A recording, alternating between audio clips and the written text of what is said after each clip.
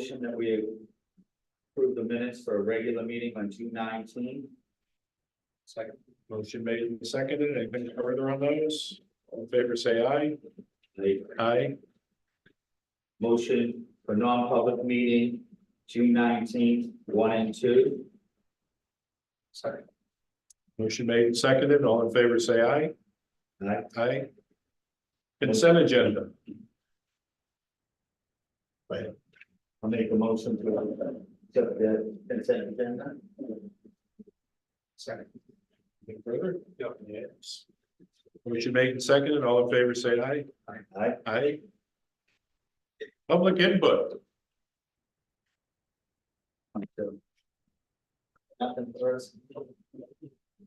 I have some, I might go to go about briefly. I don't know if this is fall under noise ordinance or not, but the grade breaking, engine breaking, whatever you want to call it, it's somewhat excessive sometimes. So you live, close to where I live, I'm not sure if you hear that truck coming down the hill at 3 or 4 in the morning, almost every morning, 5 days a week. And it just seems like we get breaks from the fairground all over to the circle, and just get louder and louder.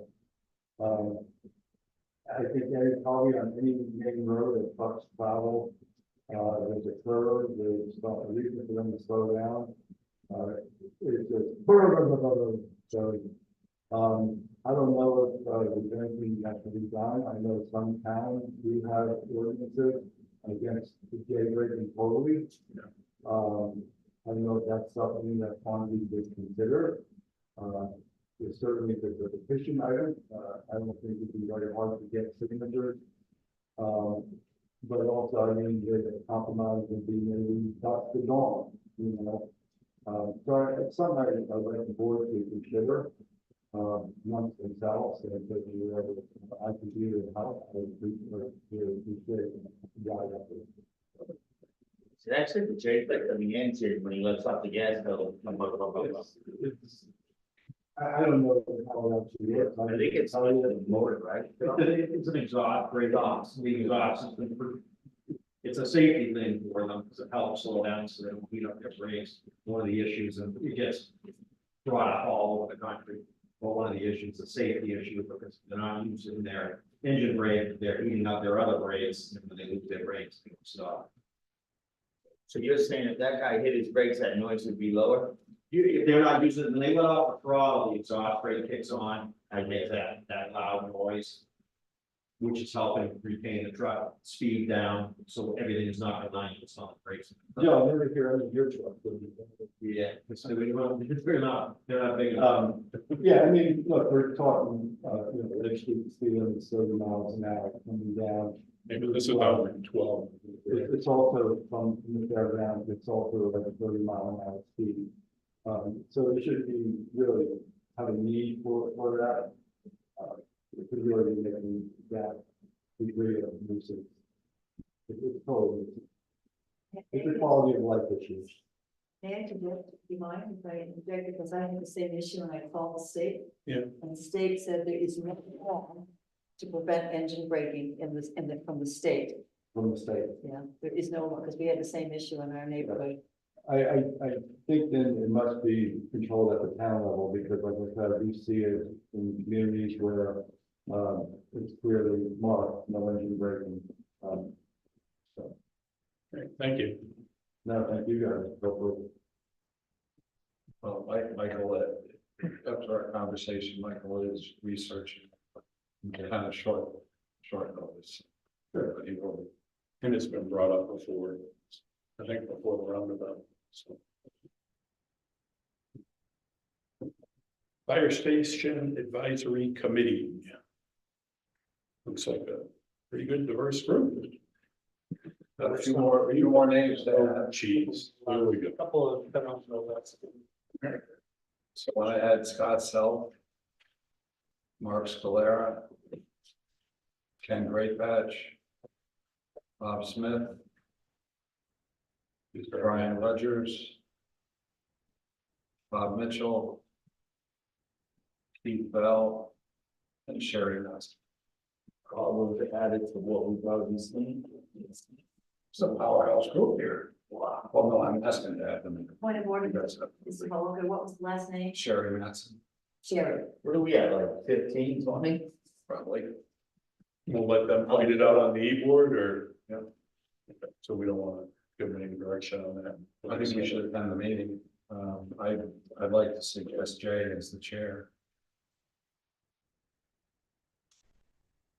David, Ken Great Patch isn't on the list you put out. wasn't Tenny on there? No, these are some, right. These are new ones. Kathy is, right? Yeah.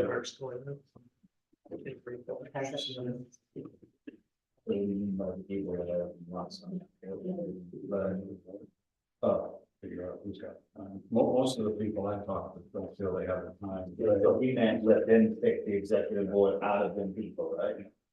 And who would do that, the chair? I think they would do it collectively. Ready for a couple more? Hold on, we got those. Well, do you have these? I Or- have, Oh, okay. just added them. Yep. Well, those are the ones Bill gave us. These are different. I have those names. Meeting. You mentioned, Bob Smith.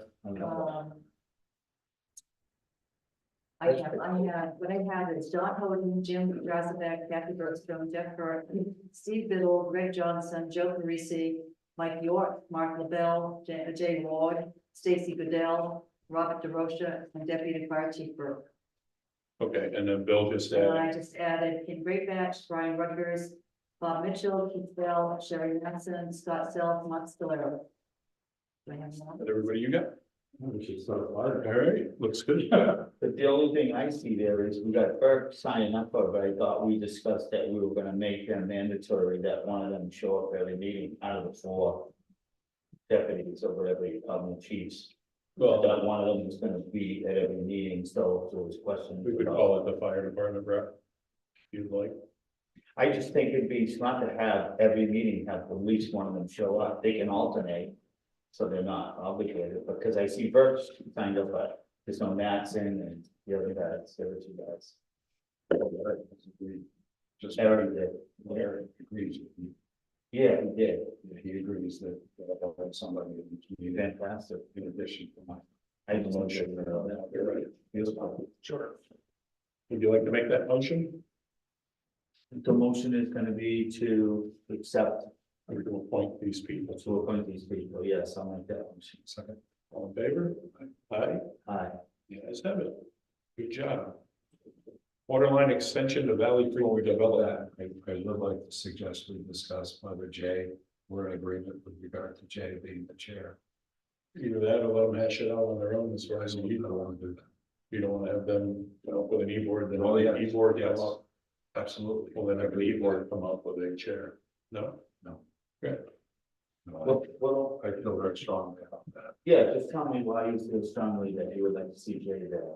You just think, I've observed him, as a leader of on the zoning board and how quickly he came up to speed and how he developed the ability to drive the discussion among board members.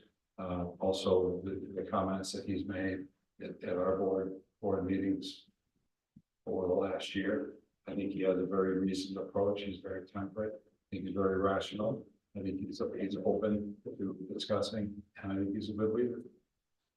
The reason I tend to agree with Bill is because the chair is gonna be an important, on that kind of thing, a chair is gonna be really important, to have a guy control it and direct it and where to go, so I agree with you that I wouldn't want to leave it up to just anybody, right?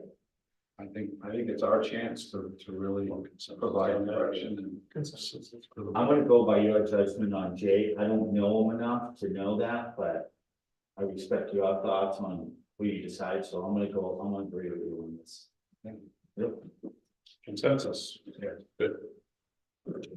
Did you also say that you wanted the first meeting, the joint meeting between the select board and committee? yes, I think so.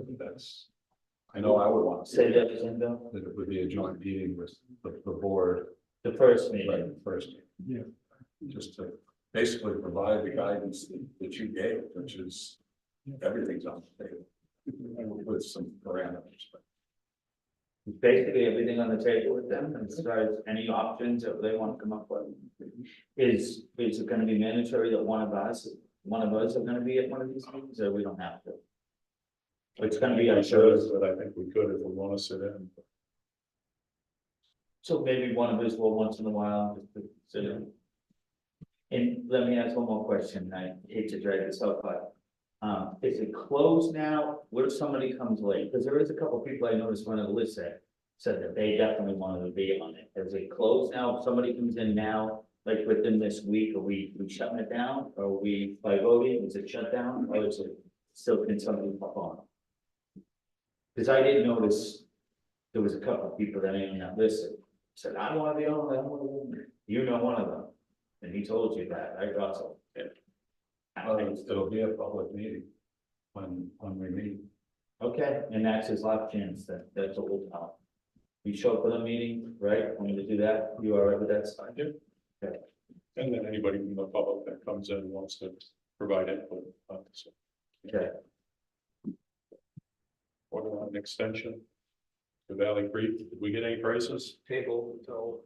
Table. Yeah, Jeremiah reached out that given the time, he wasn't able to get the pricing that you asked for, so he'd like to be on the agenda for the 17th. Sounds good. Can I just ask, is Jeremiah planning on trying to do that work himself or seeking with other contractors? So I would just recommend that obviously the qualifications and references of whoever's going to do the work. I think the estimate was probably just install. Didn't really say who was going to do it. So, and the other question I have, so you can be fit for, but is there any option of the company that you, I know how it works that you guys, that you would put any money into it, the place that you work for? perhaps, but we want to see what the, Okay, but there was an option there that you could. probably up to the commissioners of the precincts. I got you. Would it be worth inviting them to the 17th? Maybe on the 17th? Sure. I mean, hopefully I get Or sooner, the estimate before. right? You had a meeting, I mean, you must, but you have a meeting this month. Third. Second. Third. It's the 15th, whatever it is. That same week, so. Did you catch that? If you could get it to 15th. July by the 15th, they have a meeting that night. It's only a couple. So you should get you. So Oh.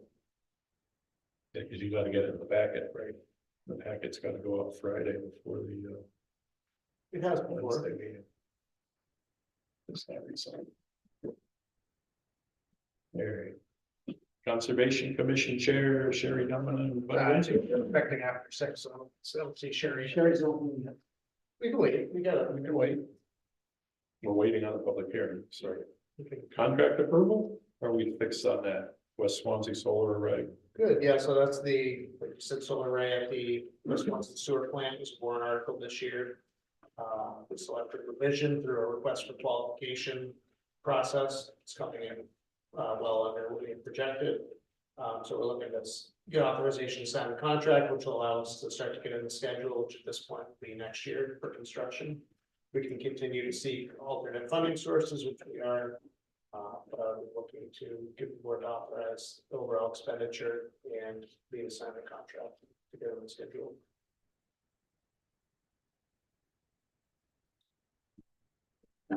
Yeah, I'll make that motion. Let's put those. Motion made and seconded to authorize the expenditure of up to $400,000 for the solar array at the wastewater treatment plant. And authorize the town administrator to sign contract documents with Revision Energy and sign related grant and loan documents. All in favor, say aye. Aye, the ayes have it. Requested expenditure, Crescent Covered Bridge, tree removal. Mr. Said you want to speak to this when you had the bridge closed for the redecking, a couple of trees kind of. Yeah, there were 3 or 4 big pines leaning on the bridge, and I figured it was a perfect time to remove them out of there, so we didn't have one of them fall on the bridge and destroy it. So we're out to take that out of the bridge funds. I did consult with the chair of the trustees and trust fund since this wasn't directly repair or restoration, it was kind of anticipatory. And he felt comfortable with the expenditure.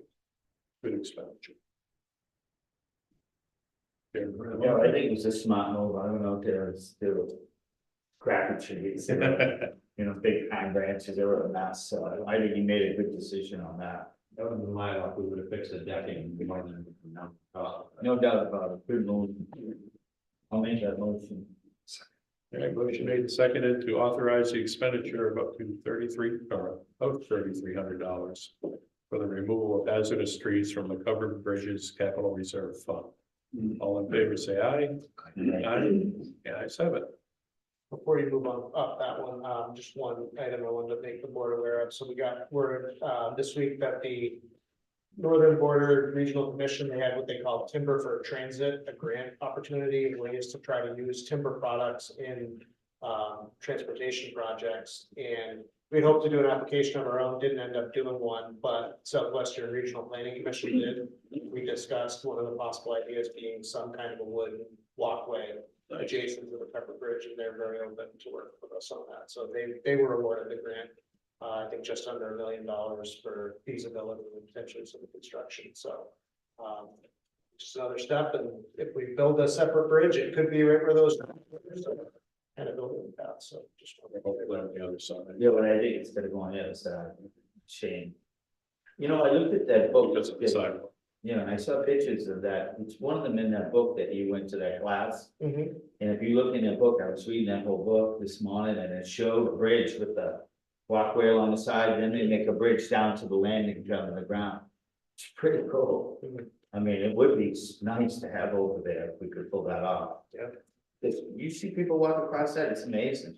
It's dark and then you get on the bridge and then you don't have a lot of room. So safety is terrible for people walking on that. So continuing to work on it, no immediate solution, but it's on. Requested expenditure, Whitcomb Hall well repair. Joe, you could give the background a little bit more about kind of what caused this, and Jimmy, you were involved as well, but yeah. So basically had some vandalism. yeah, we went out in West Swanzey, been very active this year, but they pulled the cover off the wall, broke the cover, it was a pretty clumsy cover, but they broke it.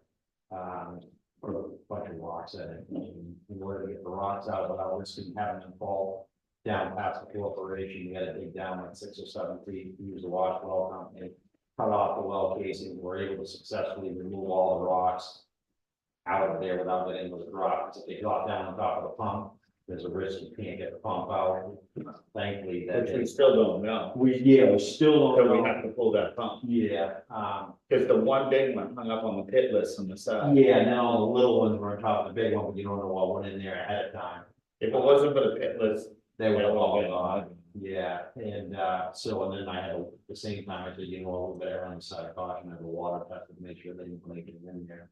So the water test doesn't come back that there were any contaminants put in the well, but the water had issues. So we had the well flushed out and had to green light with the water back to it.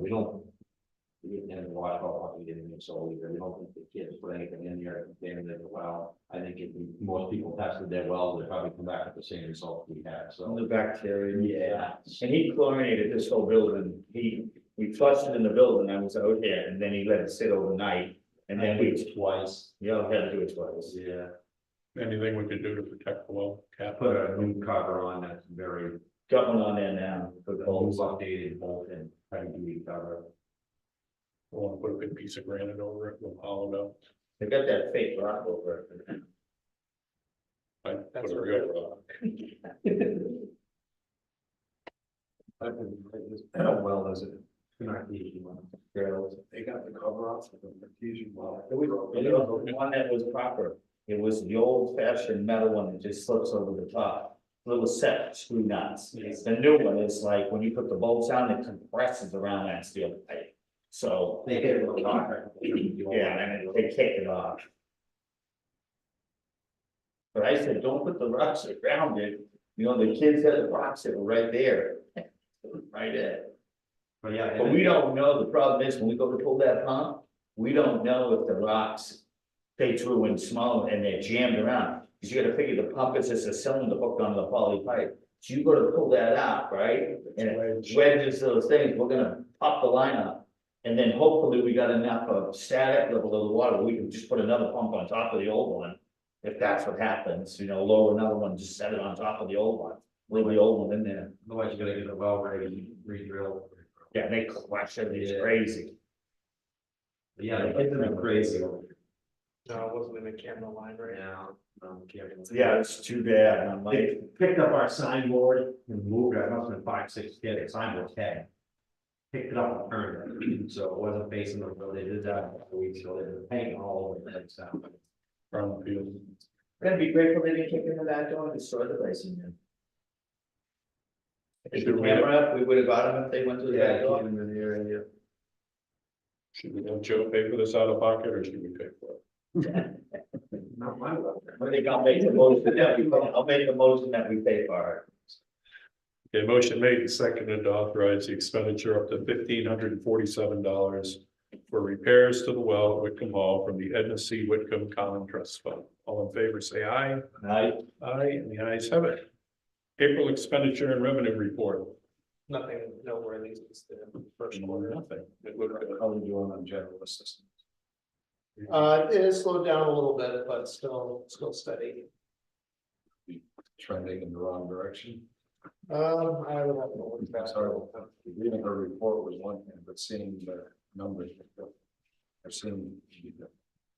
Well, it's just the rate. Seeing is believing it. Yeah, I can try to look at it, next meeting. Did you have a meeting with?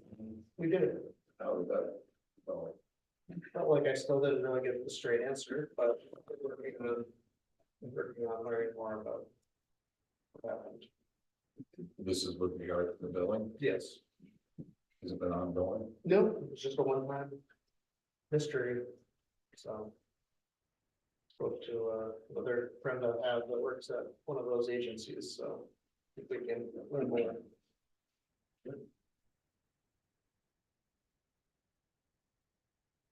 Administrative update. I included a memo here that we put together today. Joe and I met with Mr. Holler over at the Denton Thompson Highway Bridge. We've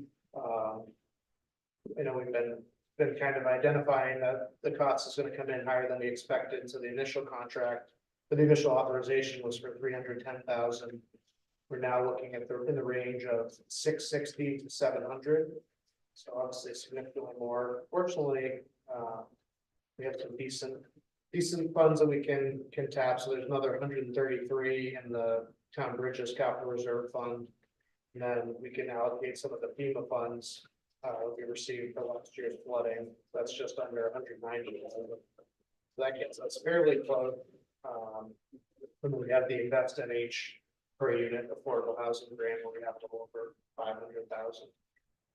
So I'd like to wait until we get a little more info, but if we could approve the money from the capital reserve fund tonight, so we can pay at least the next bill, and that hopefully by next meeting, I have a little more info. Point of order, what are you talking about? The Denton Thompson Bridge, the bridge on Denton Thompson Highway. And I know we had a site visit out there where we met, so they're on to the other side of the bridge, and we were hoping that the other side of the concrete is gonna be better, well, it is far less. So when they bid that project, for those, especially for them to understand, when they bid the project, they estimate 15 to 30% reclamation for that. And they give a price per square foot for partial, and a price per square foot for full reclamation. So most bridges are within 15 to 30% deck failure. We're not even done, and we're over 60% deck failure. So just give you an idea how bad the concrete is. And just, as we discussed, there's no way of telling you to get that asphalt filled up and start. So they're pretty confident there are no other issues. He's actually taking care of some joints that he's not going to charge us for, or he feels bad about it, but we were out there today, and basically that other side is the majority of this full reclamation all the way down to the block. It's formed up, and everything's going well. They run the supplier for the joints a little bit behind, but Plan B will be running plates for the school buses, so buses will be available by the time school opens back up. Any state funding for the force damage that we found? I have not reached out yet. We initially applied for state bridging to help fund the repair, and the program has been closed for 7 or 8 years, not being able to respond to the application, but I do plan to see if they have any left over. Because at this point, it is a red listed bridge based on what they found, Mm, even though they didn't find it, Right, the state. stay under find it, right? I wouldn't hold my hopes up, but it is an avenue, for sure. Yeah, does that still work like that? And even though we opened up the doors to do it? They're supposed to inspect it. They initially inspected it going in, red line from what? Can't remember. There is an inspection from the state. Yeah, that's what prompted this. Yeah. Over time. And that's how when I first started working with the engineer, Joseph, that's doing Christian Hill. And he's kind of coached me through it. He verifies everything that they're doing is what needs to be done, and there's no other way.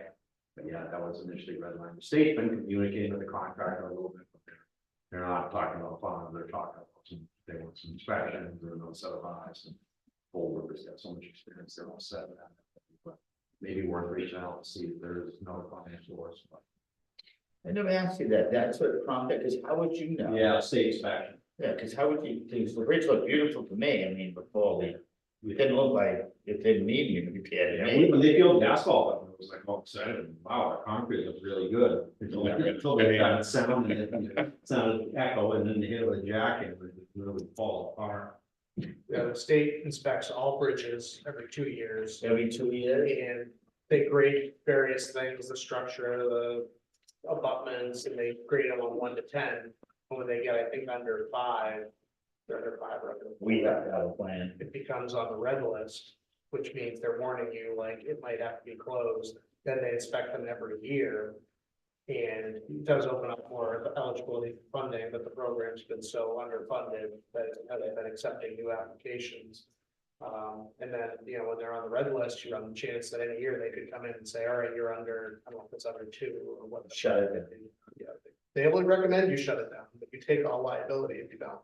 Is that a, And when it first came on the red list, the options were, they working with the engineer. Discussing with him, the option was pull up the asphalt with respect to concrete. And if the concrete's good, you can run on concrete for 2 or 3 years before you do anything else. But if you pull the asphalt and concrete's bad, the bridge is shut down. So I didn't, I opted, good thing I did, because if I would have filled out the asphalt, that bridge would have been closer, we didn't have the funding for it. So what we did was we were working on South Winchester Street. We milled a little bit of the asphalt, and a new coat of asphalt on it to get us through.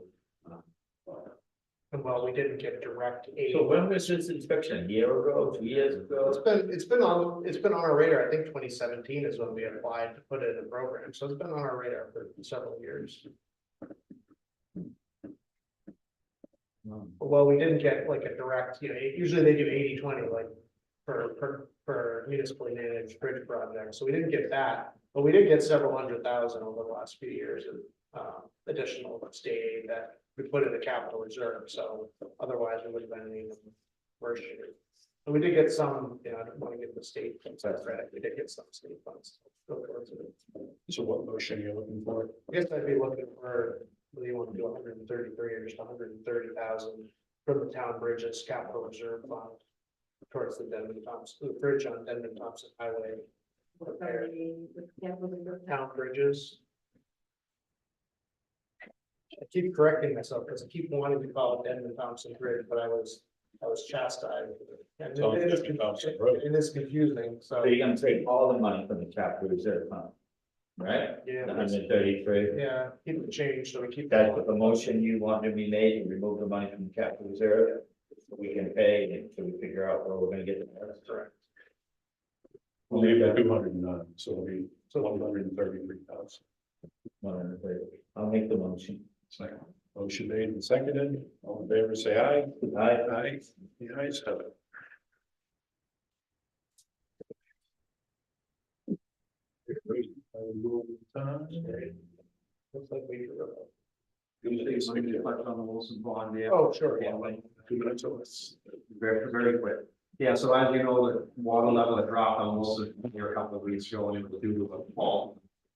Spillway board, lower board broke and was draining water out of the pond, and we were able to make a repair and clean the hole. The water level's back up where it needs to be, so it had nothing to do with the construction project up above, if anything, the construction project up above helped because of how much water they've been pumping.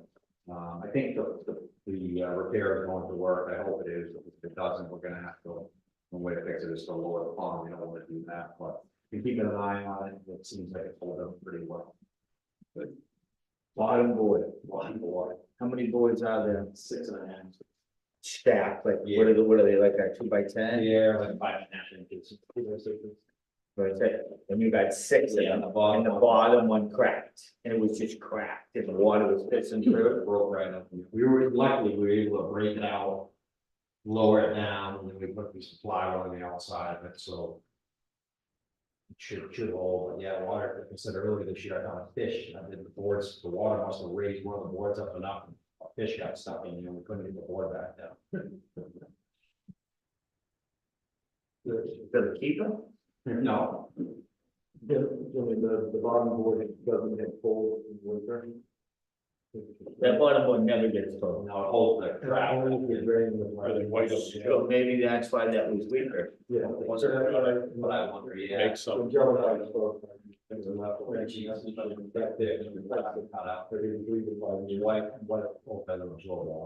Somebody can only prefer to. Yeah. So when do we train it? When will we get started? So when we do that, are we gonna change it? That's when We'll we'll go do a that. little bit lower than normal to do it, but we will.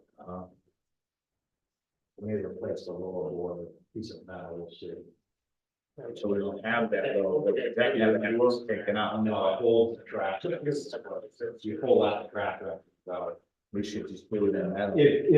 Very easy read. And then it- don't think you, got much info here. All right, it being 6 o'clock, I'll call a public hearing to order for the Old Homestead Association Bands at Bowl Summer Concepts Concert Series. Anybody have any input? It's always good. Sounds good. That's great input. Yep. All right. If there's nothing further, I'll close the public hearing and entertain a motion. I'll make the motion. A motion to approve event permit number 2024-14 Bands at the Bowl Summer Concert Series. All in favor, say aye. Yeah. Aye. The ayes have it. Conservation Commission Chair Terry Domina and Member Bud Windsor, Swansea Lake Water Testing, the Class 6 portion of Talbot Hill Road. Welcome.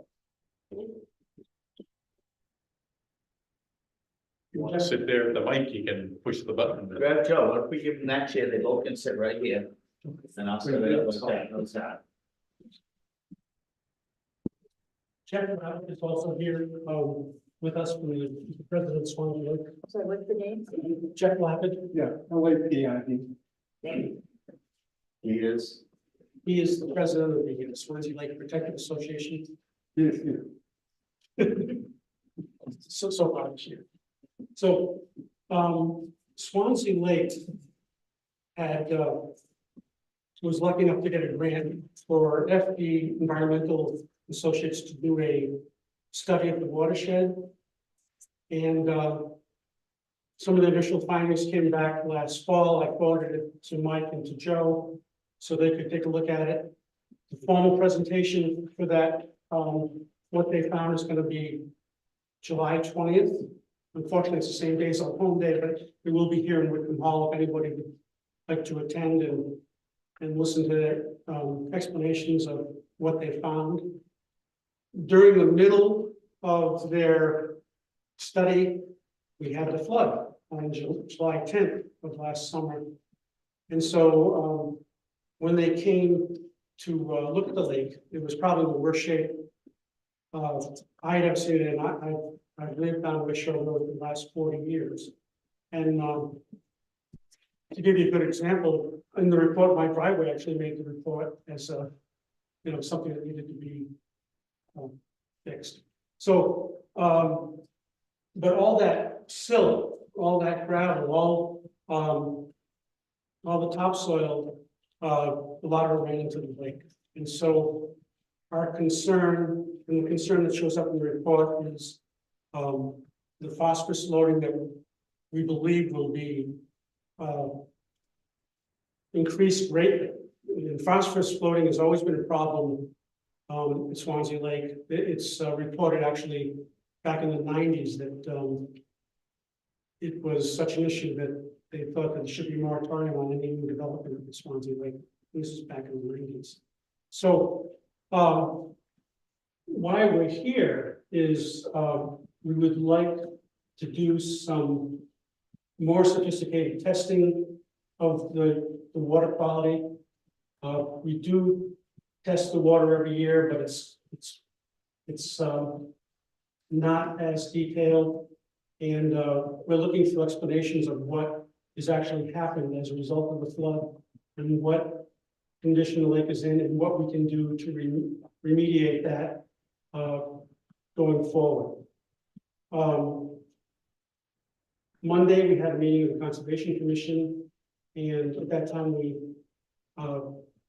thought it was important enough to put some money towards this.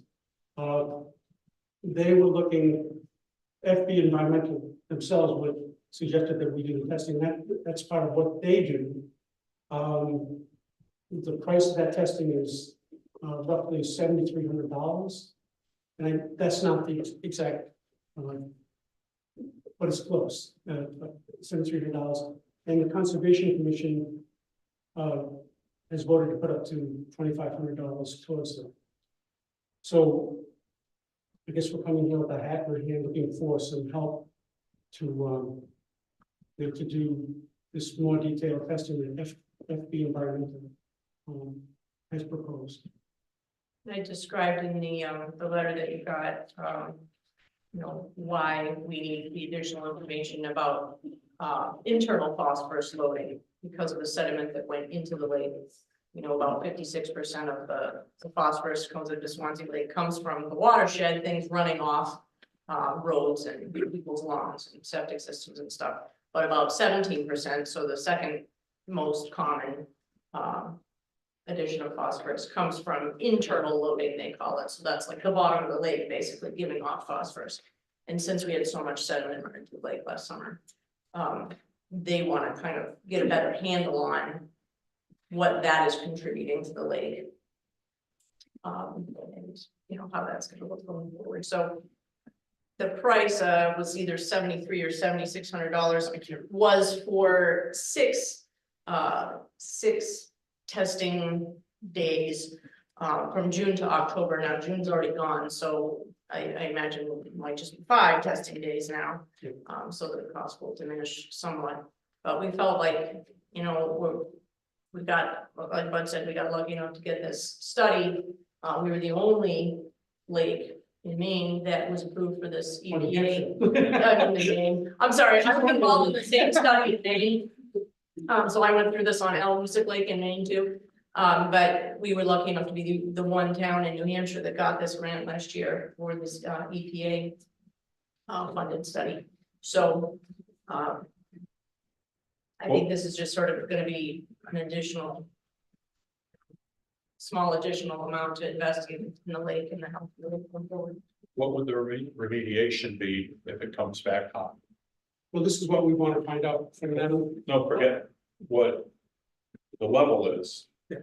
If it comes back high, phosphorus is higher, then pick any number you want. What would the remediation be? Probably being more of a watchdog on new construction at the lake, septic systems. Joe, we've been working with Joe as far as road salt's concerned. I'm going to put on a workshop on a no phosphorus fertilization program for lawns. So a lot of lawns around the lake. But, Can we do that anymore? well, yes. Just Yes. to get ahead of it? Yeah, but I think it's, what happens is if people don't take this seriously, there's a danger of more, the lake not being used as it's currently used, algae bloom, cyanobacteria, all these things that contribute to the degradation of the lake, so to the point where it wouldn't be as a desirable place to be. So, yeah, can we do that anyway? Yes, but do we want to put this on the front burner for all the homeowners of the lake, all the people that use the lake? And to take this seriously, because like I said, this has shown up since the nineties and really, no alarm bells went off, but they should have. But now, since the flooding, I really do believe that we're gonna find that it's much more of a problem than it ever had been. I'm just worried if you find out there's not very much. Would that then open the floodgate to, don't worry about No, it, instead of just getting ahead of it? I don't And think so. I know Wilson Pond has done some things with, what's your program up there with the Lake Smart, Lake Smart? and Swanzey's already done some of that,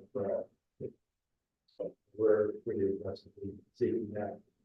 There are concerns with saying, they fertilizer, roads, all, thank God we're doing that, storm, we didn't get it, and run off, the way, Swansea Lake, that was everything coming down into the puddle.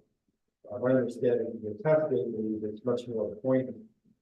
So to identify, kind of more troublesome source in this area, and address it, but, we were talking about the conservation committee, unless there's a problem, people seem to ignore all the indication they get. Many people know that it's illegal to fertilize within 25 feet of the body of water. Not too many, right? They want their lawn to drain all the way down. But yeah, it's an education process.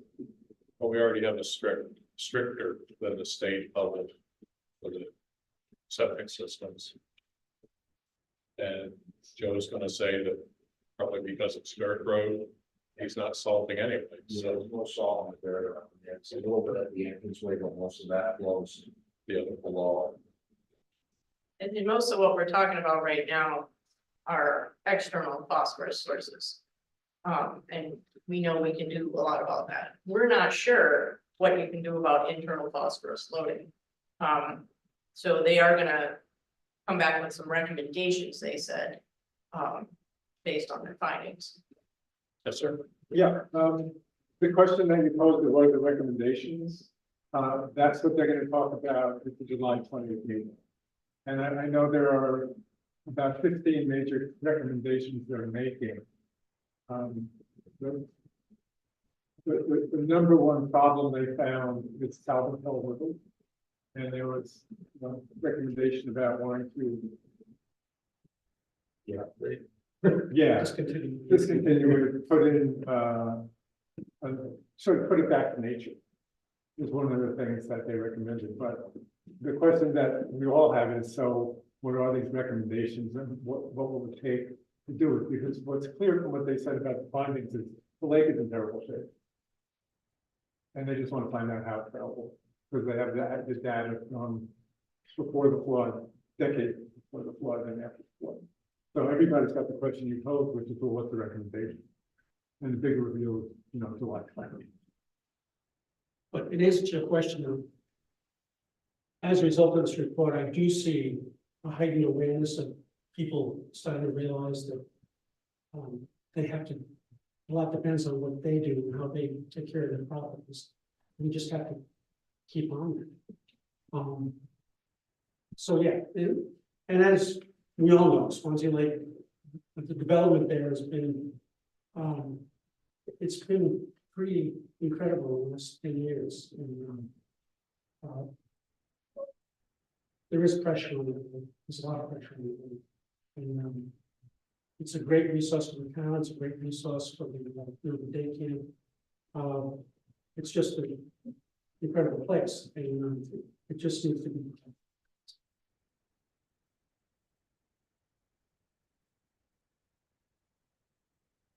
Feeling, gentlemen. Well, I see the point of, that, the testing and stuff, but what comes after that, what's that lead to? And I know what you mean, and why don't they just react on what we should do? I understand that. And it could go the other way, with the people that live around there, it could come back great, and then everybody don't care, we got it made, so. That's not. No, that's That's not happening. The odds are there. But actually, Jim, I got to tell you, this out of those new people that live at the lake, there's a lot of interest in testing, there's a lot of interest in doing the right thing. Mm. And it could have gone the other way where you get people who don't care, but I see, in the last few years, I've seen a change in that attitude. So the big benefit of this whole testing thing too is to make everybody aware of, like, look at our test come back, we all gotta step up now. So I think that's your biggest payoff of this testing right now, because they're not gonna go in there and take out the sediment that. No, went in there from the water. That ain't gonna you happen, can't do that. that don't happen, so there's probably no, There's no immediate thing we can do. We Right. just need to know. And then, so you wanna spend the money to make people aware and say, look, if this is what we got, to get everybody really aware. That's gonna be the main thing out of this, Well, right? yes, and once we know, the more information we have, then you can go after, if they say, well, our recommendation is that you fix X, Y, and Z, then you can go get a grant to fix X, Y, and Z based on the information that you have. We've been doing testing on Swanzey Lake for years through the volunteer program. And because of that information, that enabled us to get the big grant that we did for the watershed management plan. So you hope money follows information. That's the ideal. You know what, this is a pretty stretchy metaphor perhaps, but it's like somebody went to the doctor and they did a cell scraping. And they said, "Ooh, you know, the culture came back, looks kind of scary, maybe we should do a biopsy." So what if the environmental wants to do is biopsy? You find out like how bad this is, they already know it's bad. They don't try to help. So what's gonna happen on the 20th? FB Environmental is gonna present all their findings from this year-long assessment of watershed.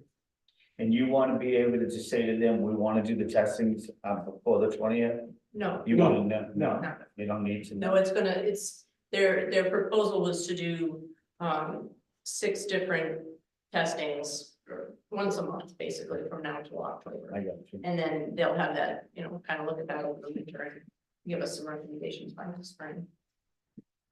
The one thing I'll caution you to with the study, because I've been involved with that a little bit, some of the recommendations, some of the recommendations are good.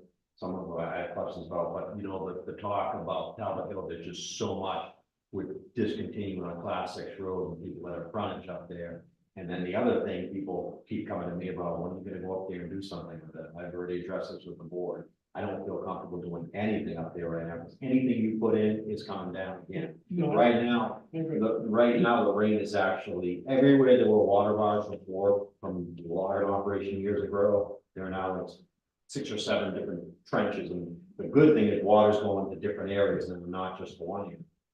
But anything could be done up there, whether that was gonna be turned to a Class 5 road or if it was gonna be turned to a greenway, would take a full design engineer and a full drainage system and make. Would be quite expensive, because you can't just go in and fill it in and play around with it. so I agree. Yeah. Well, so that's kind of the secondary thing we wanted to talk about while we were here, so maybe we could tackle that after we're done with the discussion on the testing, if that makes sense. Yeah.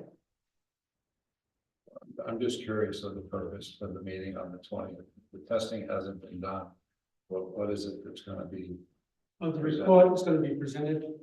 There's no we- report. we have- Testing has- Well, no, we have a preliminary report of the watershed, with some of those recommendations, that they've presented, to the board, to the Swanzey Lake. They've been working on it for a year, this is a whole thing. Yeah. It's, they've got just a whole list of locations around the watershed that, are a problem for runoff into the lake. So they've prioritized all these different projects around the lake that they looked at and said, like Talbot Hill Road, that's like one of the #1 priorities for how much phosphorus, how much sediment it's dumping into the lake. So they've got color pictures, there's Yeah. I don't know, several page report, multi-page report detailing, things that could be done.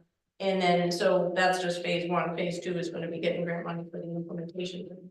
That's something that the EPA is. But they're making recommendations on testing that hasn't been completed. Right, so they said, okay, we did all this stuff last summer, and we're seeing that there's some holes in our data that, because all this sediment dumped into the lake last July, we don't really understand what's going on with this internal phosphorus loading. We don't have a full picture of that. we think that, you know, we think that so much is coming from externally being dumped into the lake, but we're not sure how much is coming from the sediments that are already in the lake themselves. So that's the picture they want to kind of flesh out. It doesn't have a lot to do with this July 20th meeting. It's gonna be something they'll probably, you know, be able to report to us next spring. Except that, The additional testing, the work they've done, yeah, they're gonna report on. they're gonna put on the work they've done, and, after July 20th, you'll all get that report, in more time. To see what, to see all the issues that they've, you know, they've brought up. Some have already been fixed, Joe's already done, quite a few of them, to tell you the truth, so, some are easy fixes and some, like Calvin Hill Road, are not. But they do see some things with new eyes that, I could drive by every day and not realize it was the issue that it was, so. So anyway, that's why we're here, we're looking for,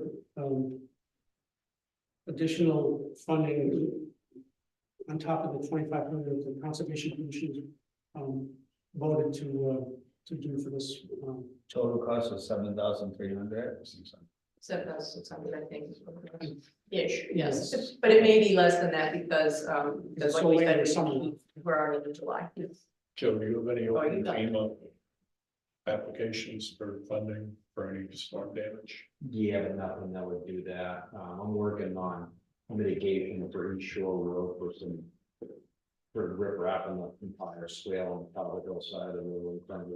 I just wonder if this could be considered like engineering for what happened I get from the that, storm. but I don't think it, from what I saw and I listened to mitigation, I don't think it's something that they would cover. So I can. The July 20th report might, if they actually spell out Talbot Hill Road, what they do. that might, I can Give you some ask, but evidence. what I've shown the parameters, I don't think so. And so I have a meeting next Thursday with them about mitigation. They'll pay a certain percent of the total damage. I wish there was more damage to East Shore Road financially, because they would have paid for more of the riprap swale, but. So, like I said, I've looked at, I agree with some of them I don't agree with, it just, there's not enough room, and a lot of them are on private property, and. It's always a challenge, everybody wants a water fix, but they don't want any water coming on their property and permitting, so some of them are very unrealistic, some of them make a lot of sense. And then it's the funding source of being able to do it. do you have any preliminary email or anything that you could give to Joe that from the engineer that might, you know, We have a report, that they're gonna release on the 20th? yes, Oh, good, we got, I'm not giving it to Joe. right. Maybe just reference I that. can ask them, like I said, Thursday, and see if it falls into the, from what I've read, with that searching, I don't think. They love engineering.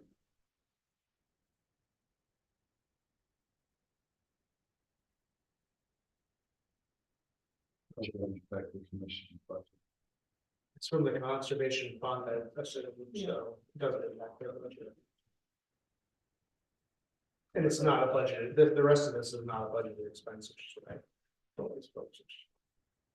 But the board for consideration, so is it going to break the bank? No, I mean, we could make it work, but I agree, you know, Sly's concerned, testing always sounds good, but it has, in my opinion, should be towards a goal, and obviously this is in response to a specific issue, so it does make sense, but are we just, to your point, if we already know we need to do something about the phosphorus, we just find out how bad it is? I just would, it's for you to decide if that it's a judgment call, if that value is there, or should we just put that $5,000 towards promoting, not fertilizing your lawn or outreach or different things, so. It's really for you to gauge, and obviously we have two lovely water bodies in town, plus the rivers, so we're gonna do this level of testing. We do have the beach there, so the town has, stake in the quality of the lake, in addition to just honestly caring about our water bodies in general, but we're gonna go down the road for one, and then potentially go down for the other water body as well. They give me an example to rip wrap the swale, fabric and rip wrap the swale on the entire Talbot Hillside of East Shore Road, starting at Brown Lane, heading towards Christian Hill, it's about $40,000, but because of the damage to East Shore Road, they'll only, the percentage is right around 13,500, so. Not a bit more, or just do a portion of it, but the riprap will help with your everyday type of road, and that's the other thing I caution people is. A lot of these repairs for your everyday storm, it's gonna be fine, if we get another 5-on-a-year storm, the riprap's will probably get taken out with the water. But it will definitely make an improvement to day-to-day erosion, but, like I explained, upgrading a 15-inch culvert to a 24-inch culvert would be nothing for what we experienced last storm. So, The other question I would have, that I didn't ask you guys, didn't really think about it until after, but they were looking at a company from Portland, is there anyone closer that I was thinking, could do this? or another set of eyes to be independent. I'm sorry, what, So is there anyone else that could do the testing, someone closer versus? I had talked about that at the Lake Association meeting, I think, but. I mean, it's possible, certainly. But these folks sort of have already, you know, been involved in the whole study, and they're familiar with the lake and the issues and all that, and the recommendations, so I don't know if it would be. Yeah, I think we are relying on their expertise.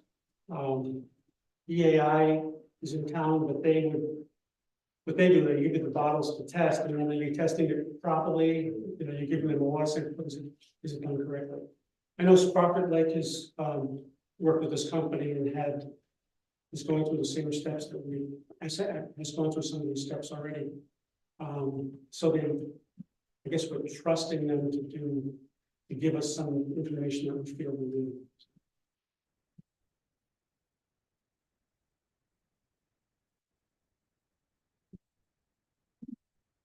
I think it's premature. If there's a report, we don't have it.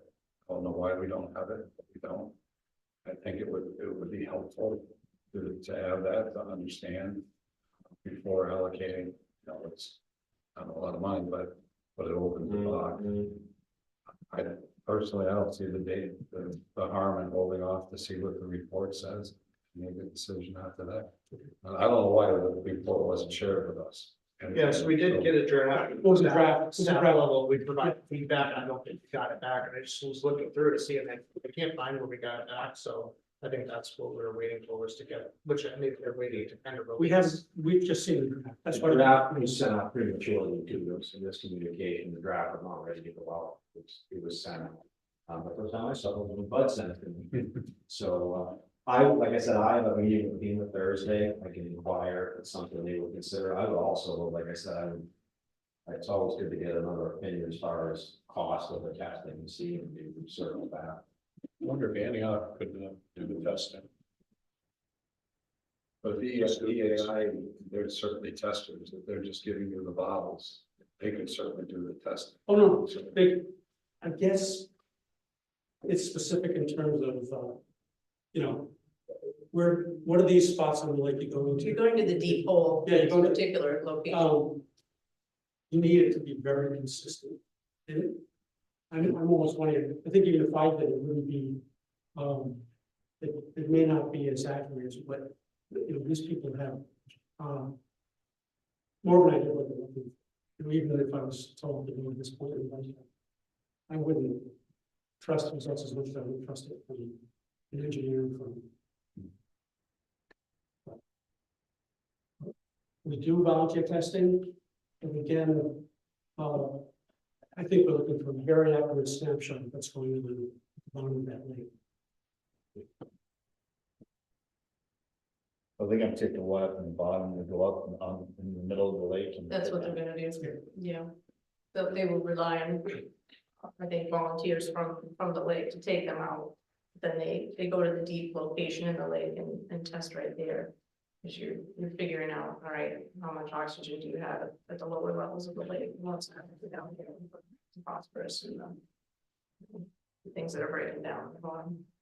And we have started, as a result of this study, we have started to, we purchased a dissolved oxygen piece of equipment, and we can measure that more accurately. So really, to answer your question, we really wanted to keep the water quality as pristine as we possibly can. And now it's been degraded because of that storm, and also the use. And this study also shows the build out of what can happen in the next 10 or 15 years, how many properties could be developed within the watershed and what that impact would be. So yes, after July 20th, I'll make sure that you all have what you need to do. No, not me, general, but we'll make sure you. So one of the things we struggle with, when, on the zoning board in particular, is what you're talking about, development. But if some of the recommendations that come out have to do with additional development, it seems that it would be helpful if that information was provided to our planner, who could then present it to the planning board with the idea of putting an overlay Absolutely. on Swanzey Lake. Yes. And perhaps incorporate it with Wilson Pond as well. Because with that, then some of those expansions may not. I agree. And as I mentioned, we're at 125 feet. One of the questions I've always had is, where are these septic systems? I would be in favor of allocating $10,000 to locate where the septic systems are, so we could identify which ones are likely to be causing an issue. Because it seems that that's something that we could readily deal with without necessarily going this other step. But I appreciate that report. Sure. And if it's in the afternoon on the 20th, maybe we can attend, but if it's in the morning. No, it's in the morning. It's very right there. Go home. Yeah. You got a name before you change it. We, well, we. Involved here. Yeah. We try. Well, the Talbot Hill Road issue, I don't know, do we want to go there now, or do you all, finish this discussion? Or? Well, I think Joe said he doesn't really want to do anything up there because it might make it worse. Oh, no, we don't want to do anything. No, It's better now. It's She's just, asking about this. Do we want to make a determination on this and then have a conversation? I thought we were funding. We'll have to. Okay, so the decision is you're gonna review it next I'd like month. to see perhaps? that report. Okay. Yes. That makes sense. And then give Joe time to look into what he's gonna look into, all right? Yeah, I'll get some answers I'll ask there. email if there's any funding source for that. Okay.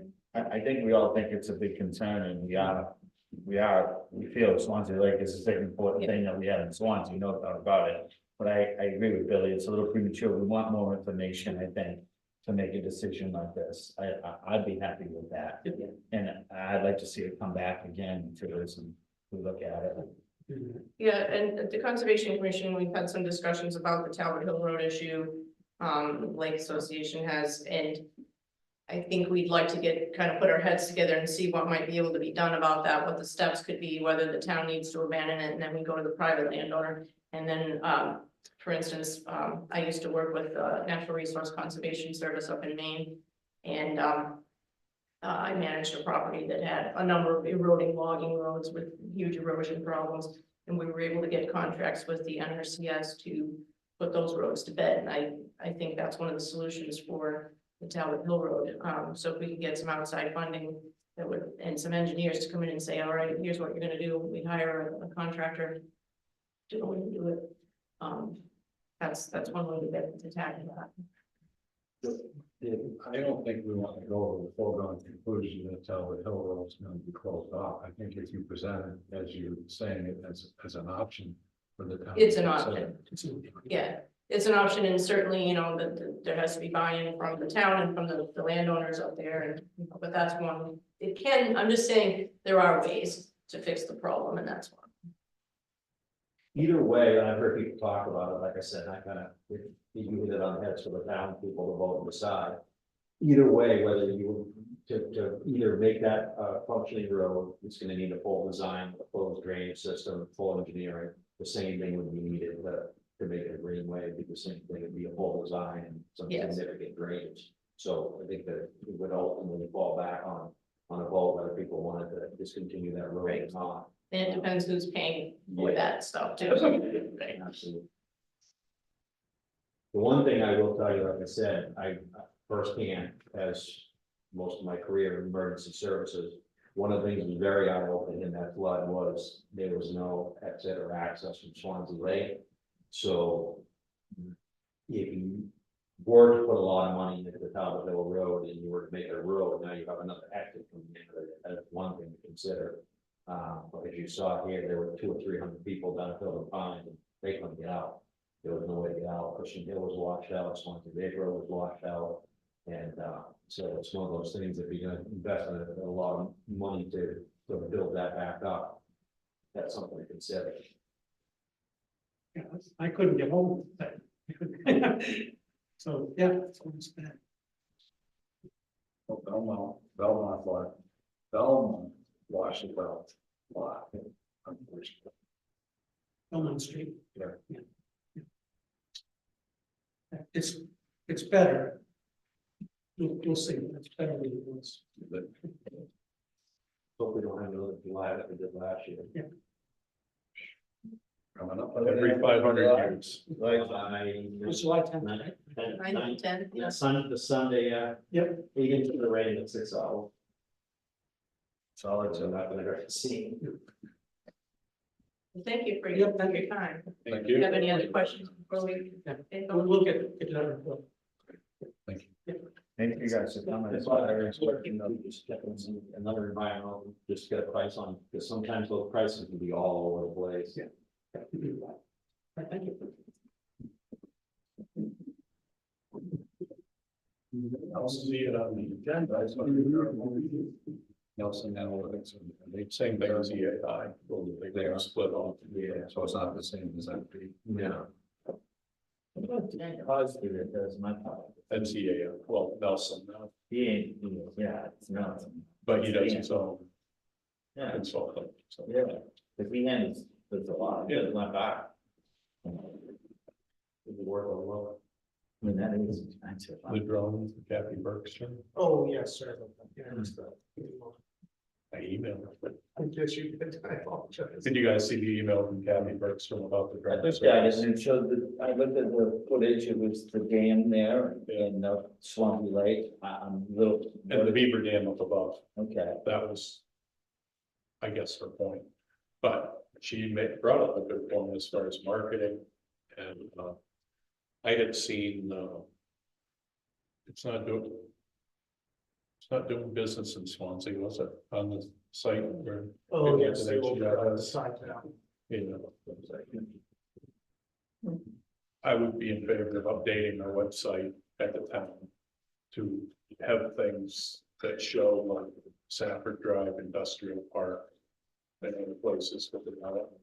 And I think the drone footage might be a good marketing tool to show some of that, but it would probably be through EDAC more than anything. But she brought it up, so I just didn't want to discuss it in an email chain, so I thought I'd bring it up here. I think you'd ask a good point. Yeah, initially I was kind of with you, Jim, I was kind of like, they're cool pictures, but I wasn't sure what What to do with the it? town application was, but yeah. Which is, she's the chair of the committee, so. Right.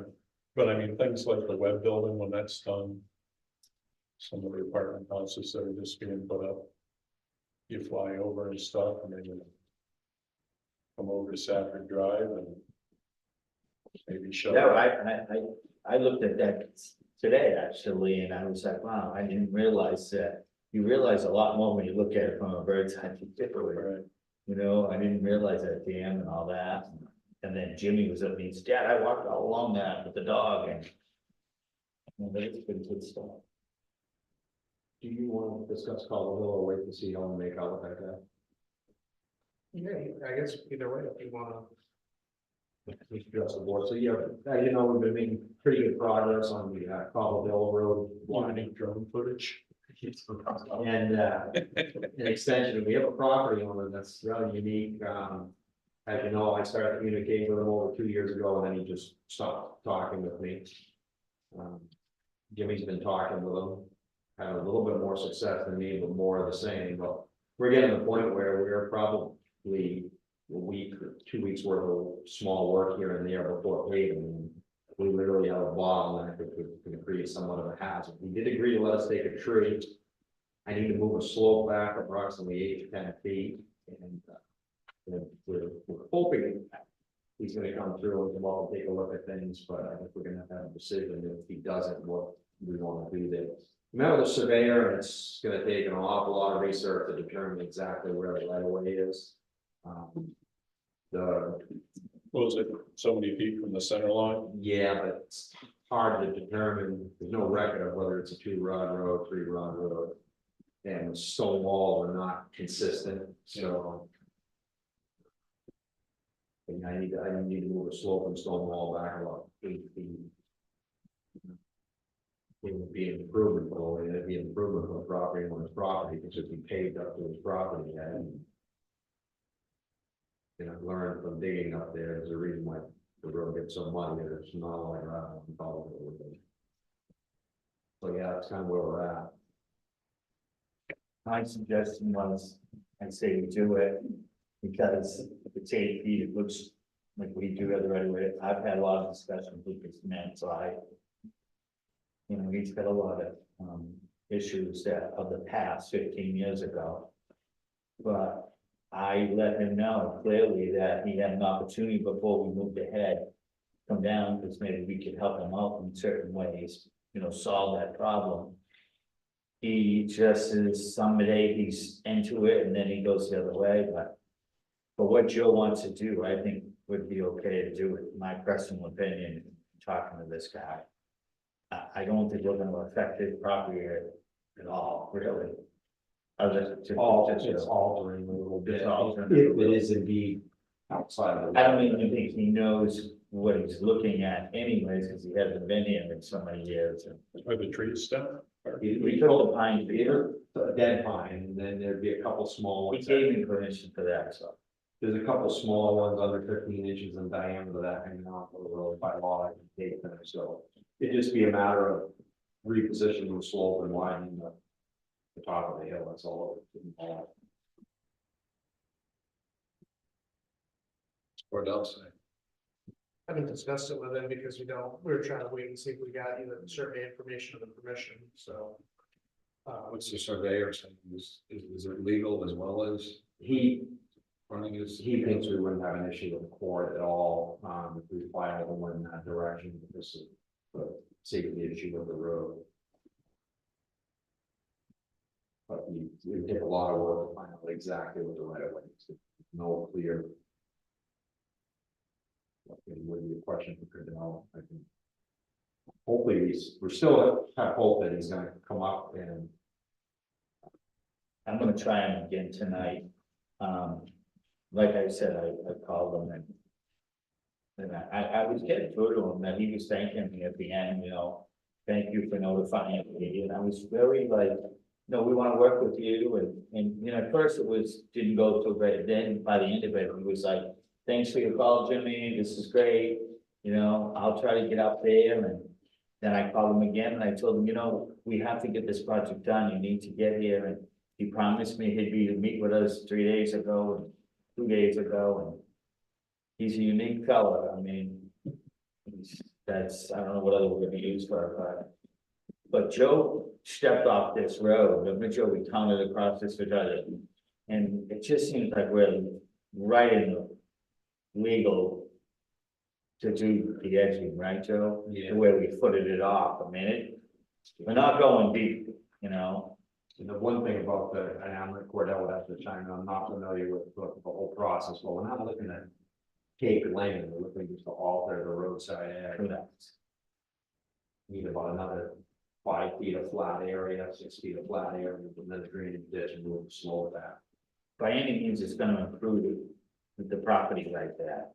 It's gonna improve that from what Joe's thinking of doing. How timely is your problem? Obviously. We got a little time, I can put the paving off on this till, Fall. yeah, October at the latest, so we do have some time, but I just wanted to bring it to the board's attention. Take a couple pictures next time you're up there and I'll snip the map and send those to you. See what you think. That was, One of our attorneys. One surveyor's telling me it's likely the right of way is 50 feet, and the tax map shows it at 50 feet. The other one that came out and met with me, looking at it, he goes back and forth, he's like, I wouldn't be surprised if it's only 33 feet. they wouldn't be surprised, Where would 33 feet put you? sure. Well, the road is 20, right? Yeah, up top there is around 19, so, but it's, the stone wall, are Right. straight drops down. So we're measuring from the edge, or we're measuring outside. the center? You measure from the center, if you were to go between the two stone walls there, you measure from the center, because the road's been moved around the wall. It's So not 16 and a half from the center line, maybe, me. and you're looking at Or probably 20 from the center. If it was 25 from the center, then what I'm looking to do, I'm fine. But it would be very, very lengthy process for the surveyors to pull up historical records and find out. And this, you know, back in the day, that was a road that was just extended a little bit at a time, and nothing formal done. So they warned me that if you want to spend your money, but it's gonna be a lot of work to try to establish that. And then it probably helped put out if you had some historical data from below and above. You know, The road files are very limited and very lacking. I tried pulling other property surveying. Yeah. To see if I could find anything, I could forward some of it off to the surveyor, but hasn't been so helpful yet. ask by Cordell and see what he says. You can draw a photo or help. So. Well, his photo, where you see it, the beautiful work he's done, and there's this lump of dirt and children. Hopefully he'll come through, but I think if we don't hear back from him next week, we can check with Cordell. Because that might take a little bit. Notification. Until, So we have to wait. I know there was some ultimately. sure. We don't want. It's his name. It's like a lot of money. But I'm just surprised, like I said, let me try him again tonight and tomorrow, I'll work on him. He did, this is when, he doesn't have a cell, he went, he was out traveling to something. And he said in his travels, he was gonna try to come through and ring me and say he's here. But maybe he's back at home, he'll answer that, and I'll give him, you know, the last hurrah, and we'll see where I can get with him. And we'll go from there. All right, I appreciate your help with that. I'll try to get the answer as soon as we can, but personally, I think we need to do what Joe wants. I can see that what you can pay if you want. No opposition up there. I just said, he said, Mike York said it's okay, or go with it. Blame it on him.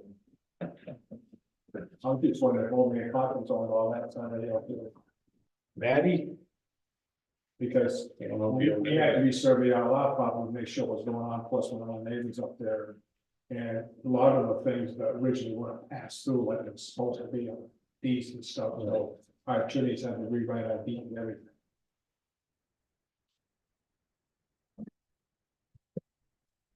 Anything else? Public input one more time? I'll bring up Wilson Pond, so. Where's that? Right around the corner from you. So the public boat launch, you know how that's used, I'm sure you guys drive by and see lots of people enjoying it. Not everybody enjoys it. Some big people enjoy the sitting area. Well, I don't know, and now we have the guardrail is broken, right, Joe? I'm guessing your team must have picked that up today or yesterday. Yeah, I don't know, we were too busy to get it trying to fix it. I don't know if it's soft and just aged or if somebody was malicious. I know the sign that we put up a couple, I guess it was 2 years ago for inspecting the boats, that's moving over. I really think the town needs to decide whether that is a beach area or not, okay? There's a lot of incidents that go on. Today, I actually, went out and brought somebody back who was in a tube, it was really windy this afternoon. Got to about 15 miles an hour on the road station. And there's no way for the person to get back, and, Mr. Baker was pretty lit up as well, so he wasn't, I'm not even sure he really went in the direction. But it's several times a year we do that, we've already, covered numerous, numerous tubes and things that just float away. We get people swimming, attempting to swim to the island. Was out there yesterday watching somebody got about 30 away and realized he wasn't going to make it and went back. But, there's no orange buoy or anything behind them, so, a jet ski or a boat can easily, come and clip somebody if they're not paying attention. But it's a dangerous situation. Also the amount of debris, I know there's a sign there, it says, something like, with no littering, no dogs allowed, by ordering the selectmen. If we have enforcement to go by there and see animals there, why don't they stop and say, they're not allowed? I mean, there's a reason for that. And that's, what they're doing to the water, right? If that was a public beach, we'd probably have closed down quite often for fetal bacteria, because of the animals and stuff like that. I think the town just needs to really make a decision what they want to do there, what they want to allow. Somebody who lives on the pond and represents a lot of people on it, we're somewhat indifferent as long as it's controlled. Swanzey Lake, they have a public beach, it's open 8 to 8 in the summer. We have people there at 8, 9, 10 o'clock at night. The houses are much closer to the water, so it's not unusual for somebody to look out and see somebody literally, 20 feet into the water, at 10 o'clock at night. And you're like, are they looking in the windows? What are they doing? They might just be fishing, but you just don't know. So there's really a lack of control of what's going on with them. And we know we clean up every Sunday, as a volunteer, what we see. And I don't want to admit that there was one time somebody called 3 diapers out of the room. It's just not the right thing. So I really would like to have to think hard about what they want to do there. I'm not sure, but I think by law, you need to have public road access. Yeah. But all the other stuff that goes on, if there is somebody who wants to get a boat in and out, a lot of times they can't because of where people are parked. There's just, I'm trying to not get into the derogatory, but I can quickly get there. I just think the town needs to make a decision what to do there. What's the law about boat? Yeah, well, with a It's a boat fishing launch game. like that, you have to be 250 feet away before you can swim from the boat launch. And I don't believe that's. So what do you mean by we have to have one by law? Public bodies of water of a certain size, I think, have to have an access point for watercraft. I think it's 5 acres. And that was the town that maintained. Fishing that. game. Fishing game. Yeah, I looked that up recently because somebody asked me, it is 250 feet from the boat launch, you can't swim. You can't have a beach. So who sets regulations of that? Who sets rules? Like, The state. where did the dog rule come up from? Who did that? The town? I don't know, we have to do something about it, I need to sign to. There's a sign up there now that says everything Well, about if someone stated, there's a sign there, maybe it. It's the rules for the lake, they put it on, or whatever we call it, the lake. Well, fishing game sets some and we can set some. As far Fishing as- game sets up? Right, set fishing game, because we have to have that boat launched in because it's big enough. Yeah, And then all the fishing game laws pertain to that lake, even though the town owns. but I mean, are these decisions up to the select board? Well, as far as what they call the beach area, Yeah, that's land, so yeah, I think the selectmen have the authority to set regulations on that area. I didn't know that. There might be some research to go to the town attorney to make sure we're on solid ground. Do you know that, Mike? Is that what it is? I believe what Mr. York described is correct from my understanding that it's, it's public property, so in terms of most of the use, it's under the select board. Same with Swanzey Lake, that boat launch there? Yes. The boat launch, no, not the boat. launch. Yeah, The boat Swansea Lake. launch at Swansea Lake is controlled by the state.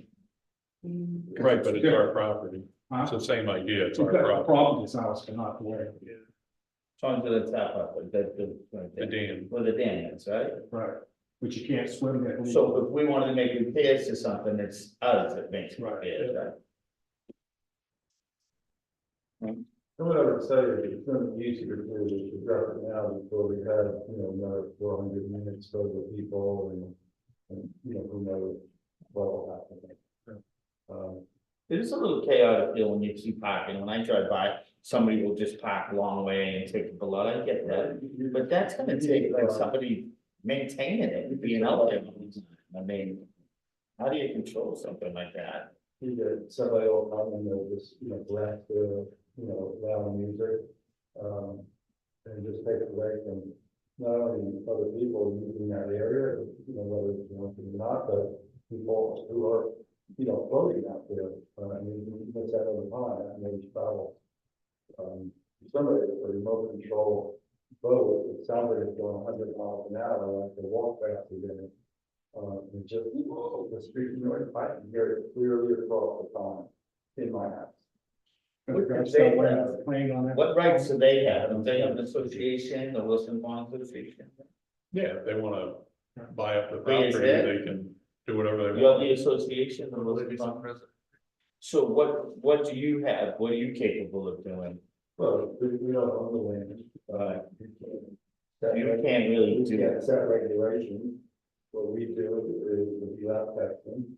We, for the people to get educated, we have a lake smart program. And we have social events that keep people talking. So, I don't think your problem with the people that live on the lake anyway. I think most of the problem comes from out of town. there's that.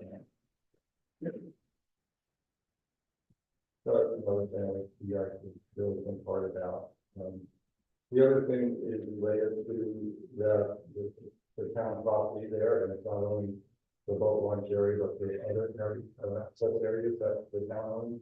I'd like you guys to kind of consider and kind of give me the approval to have like smart look at those pieces of land and give you guys a report on what they find there. It's no different than homeowners. It's a piece of property bordering water, a body of water, and you guys should know what the state thinks about it and get recommendations if you're improving some of these. So that's Which properties? those would be what's on Route 32, the local one, and what I've already said. I don't think you own all of it on 32. I think That is the view, which we. Each state owns it on the old So where the swamp things go, do we own that? I don't know where the boundaries are. But then there's some other access things off of, Water's Edge. Yeah, the water edge, there's one, There is an access area? There's several. yeah. I think there's 3 others. I need to go to those. Good luck finding them. Some of them drive by. Is that right? Some of the people think we own that there's no record that we actually do own. So I think this is should probably be an agenda item if we're gonna get into it. Make sure we know what properties we're talking. I'm gonna do that in a couple of weeks if he can get it together and. I'd love to. I think it's important. So Yeah, our next date is September for next round of Lake Smart coming out. We've got 8 properties done this year and get another 8 done. When's your big pickup? August 31st. I can invite What do you you. mean you got 8 properties? What do you think? So Lake Smart is a New Hampshire DEF program. Yeah, And they come by and they evaluate the property primarily for 4 things. Roof runoff, driveway runoff, yard runoff, and septic. That's not an issue with us. But the other 3 things are, and it's an educational process, it's not regulatory, it's, and, you meet the criteria or what you need essentially, and you get a nice couple signs that are up on the property, to indicate that. See if there's a cause for The us. primary purpose of it is to do it, it shows that we're supporting the project order.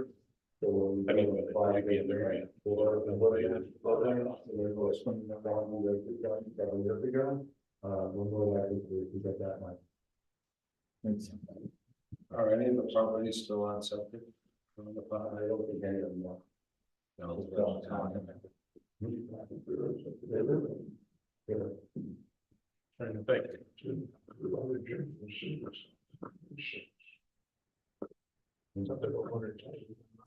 I've got a learning that they're saying they would not be helpful. Where Chip, Adams lives. That used to be, but he hooked up the sewer a few years ago when he remodeled the house. And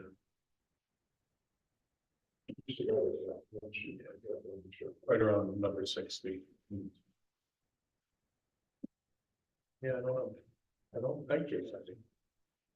So, I mean, we're gonna have a problem with one of the Right. phosphate is an issue, fertilizing, especially road salt and 32, right? But, you know, test results, if it's, I think that's what we do test, we're confident.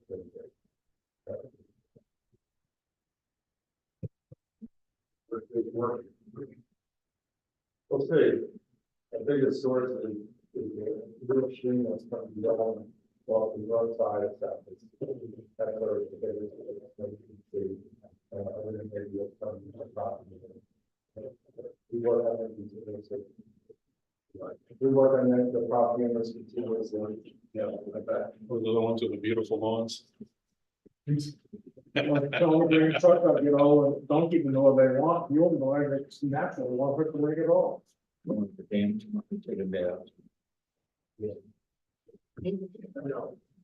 We're shut down to the project. I'll meet you up there Monday, maybe, huh? Yeah, when we move the past off.